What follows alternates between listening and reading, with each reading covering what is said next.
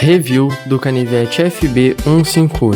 Canivete e caixa personalizáveis em laser. Cabo feito em aço inox 430 e 7,5 mm de espessura. A lâmina feita em aço inox 420 e 2,25 mm de espessura. Cabo com 9,5 cm, lâmina com 6,5 cm e 16 cm no total.